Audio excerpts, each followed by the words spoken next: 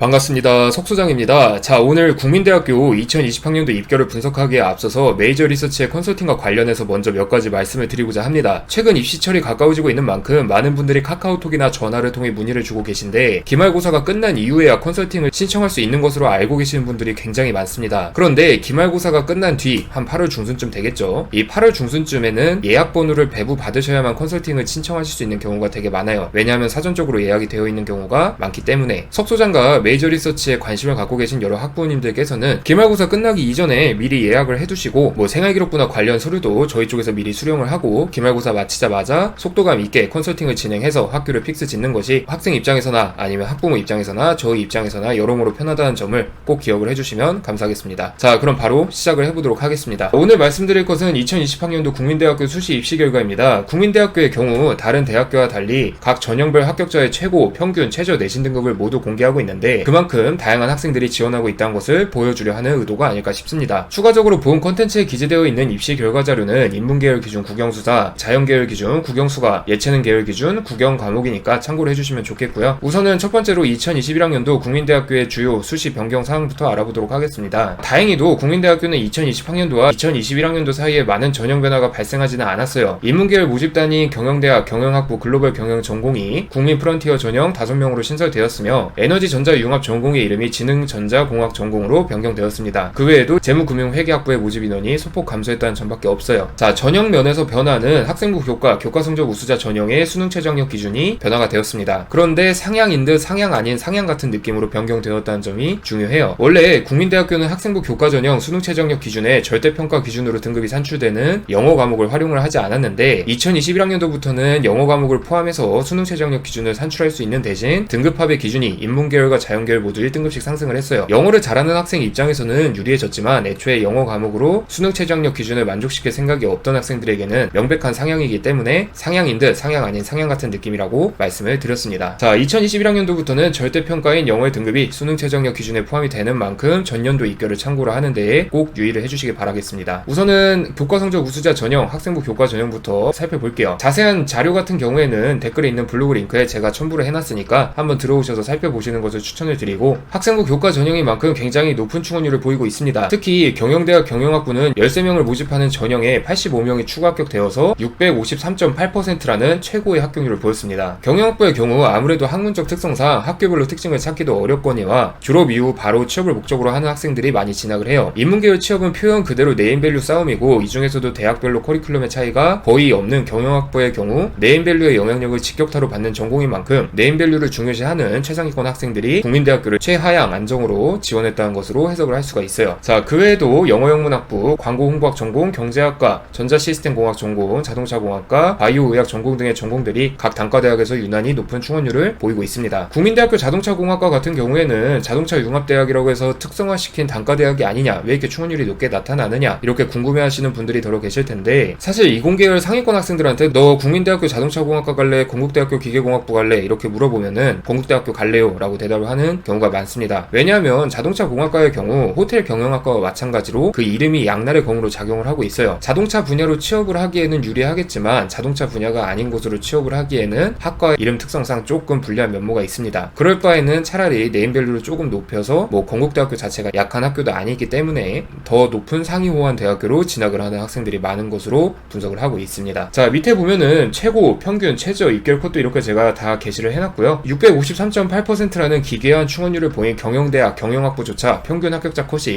1.72, 최저 합격자 컷이 2.04등급으로 산출이 되고 있습니다. 교과성적 우수자 전형을 통해서 합격을 하기 위해서는 1점 중반대의 내신 성적을 안정적으로 보유해야 된다는 사실을 유출해낼 수가 있고요. 학생부 교과 전형인 만큼 대체적으로 준수한 내신 등급대를 보이고 있으며 여느 학교와 마찬가지로 자연계열보다는 인문계열 합격자들의 입결 컷이 높게 나오고 있습니다. 국민대학교가 인문계열 강세인 대학이기 때문에 그렇다기보다는 그냥 이공계열 학생들이 내신 등급을 따기가 더 어려워서 이런 양상이 나타난다고 이해를 하시면 되고요. 올해 수능 최저학력 기준이 변경되었다는 점을 다시 한번 상기하시길 바라면서 다음으로 넘어가도록 하겠습니다. 자, 그 다음에는 국민대학교의 대표적인 학생부 종합전형으로 알려져 있죠. 국민 프론티어 전형의 입결 정보입니다. 1단계 서류 100%, 2단계는 1단계 70%, 면접 30%로 운영이 되고 있고 수능 최저학력 기준이 적용되지 않는 만큼 교과 성적 우수자보다는 높은 경쟁률이 나타나고 있습니다. 그리고 종합전형인 만큼 낮은 충원율이 나타나고 있고요. 교과 성적 우수자 전형에서는 650%의 충원율을 보였던 경영대학 경영학부 역시 비교적 안정적인 충원율 65.5% 30%를 보이고 있고요. 국민대학교의 경우 학부 단위로 모집을 해서 2학년 때 세부적인 전공을 정하는 타 학교와 다르게 아예 입학 이전부터 학부 단위, 학과 단위까지 세부적인 전공 단위로 학생들을 모집을 하고 있습니다. 어정쩡하게 학부 단위에 맞춘 자기소개서를 작성하기보다는 특정 연구 주제 혹은 탐구 주제를 정확히 저격을 해서 자기소개서를 작성하는 것이 훨씬 유리하다는 점을 여러분들이 꼭 기억을 해주셔야 돼요. 자, 마찬가지로 최고, 평균, 최저 등급컷이 이렇게 다 나와 있는데 간혹 보면 7등급짜리도 보이고 6등급짜리도 보입니다. 그런데 이런 학생들이 속해 있는 전공이 기계시스템공학 그리고 자동차공학 전공임을 감안을 하면은 일반고 6, 7등급인 학생의 가능성은 매우 희박하며 과학고나 자사고 학생의 가능성이 매우 높습니다. 자, 이제 마지막으로 학생부 종합 학교장 추천 전형입니다. 학생부 종합 전형이라고는 되어 있지만 서류 70% 플러스 교과 30%의 교과 종합 혼합형 전형에 가깝습니다. 학교장이 추천하는 전형임에도 불구하고 학교별 추천 인원이 정해져 있지 않기 때문에 가끔 보면은 선생님 전교생을 싹 다 이렇게 추천을 해버리면 어떻게 될까요? 라고 질문을 하는 학생들이 있는데 그렇게 무턱대고 마구 추천했다가는 해당 고교에 대한 국민대학교의 호감도가 하락할 수 있기 때문에 고교 측에서도 굉장히 조심스레 추천 인원을 선별하는 경향이 강합니다. 다른 두 전형에 비해 비교적 낮은 경쟁률을 보이고 있으나 충원율은 전공별로 들쑥날쑥해요. 전형 설계사 비교과는 조금 부족해도 내신 성적이 좋은 학생들이 많이 지원하는데 이 중에서도 소프트웨어 융합학부, 국제통상학과와 같은 인기가 높은 전공의 최초 합격자들은 다른 대학교에 중복하는 경우가 많기 때문에 충원율이 높게 나타나고 있습니다. 지금 여기서 충원율이 높게 나타나는 학과들이 거의 다 인기학과라고 보시면 됩니다. 국민대학교 학교장 추천 전형에 아무래도 교과 비중이 30%나 들어가 있는 만큼 학생부 교과 전형만큼이나 높은 내신 성적을 갖고 있어야 합격할 수 있는지 질문하시는 학부모님들이 간혹 있는데 그렇지는 않아요. 위 등급별 배점을 보면 아시겠지만 1등급부터 3등급까지의 배점 격차는 2점 정도로 매우 적은데 이것을 산출식에 대입을 하면은 등급 간 격차는 더더욱 작아지게 됩니다. 즉 1등급 후반 및 2등급 초반이 아니어도 충분히 자기소개서와 비교과를 잘 준비한다면 합격할 가능성이 높다는 의미이기도 해요. 위에서 말씀드렸다시피 학교장 추천 전형의 경우 전공별로 충원율이 꽤 크게 차이가 나기 때문에 지원 전공만 잘 선택해서 잘 준비를 한다면 안정적으로 합격하는 학생들이 굉장히 많습니다. 석소장도 매년 몇 명씩 합격을 시키고 있고요. 실제로 아래 자료를 보아도 대부분의 전공들이 2등급 중반의 평균 합격 컷을 보이고 있습니다. 자, 국sun세단 라인의 대학부터는 누가 더 압도적인 내신 성적을 갖고 있는지 혹은 누가 더 압도적인 스펙을 갖고 있는가의 싸움이 전혀 아닙니다. 바로 누가 더 치밀하게 전략을 준비하는가, 누가 더 대학 진학 이후에 세부적인 연구 주제를 잡아서 교수들의 눈에 들어갈 수가 있는가가 핵심이라고 할 수가 있는데 이 국sun세단 라인의 입학사정관 분들이나 교수님들을 만나서 이야기를 하다 보면은 굉장히 인재에 목말라 있어요. 왜냐하면은 대학교 네임밸류 자체가 굉장히 애매한 포지션에 속해 있기도 하고 이 대학교 측에서 최초 합격자로 선발하는 학생들은 거의 다 건동호 라인으로 끌려서 올라가는 경우가 대부분이기 때문에 국sun세단 라인을 최상향으로 지원하는 학생들의 경우 국sun세단 라인에 대한 충성도와 플러스 알파로 대학교 진학 이후의 학업 계획을 자기소개서 4번 문항에 아주 적극적으로 어필을 한다면 합격할 가능성이 굉장히 높은 것으로 분석을 하고 있습니다. 특히 면접이 있는 국민 프론티어 전형 같은 경우에는 면접에서 어필을 할 수도 있지만 학교장 추천 전형 같은 경우에는 면접이 없기 때문에 자기소개서에 굉장히 적극적으로 어필해야 된다는 점을 꼭 기억을 해주시길 바랍니다. 자, 중위권 대학을 지망하는 학생들은 오늘 석소장이 말씀드린 이 지원 전략의 중요성을 제대로 인식하길 바라면서 오늘의 콘텐츠를 마치도록 하겠습니다. 감사합니다.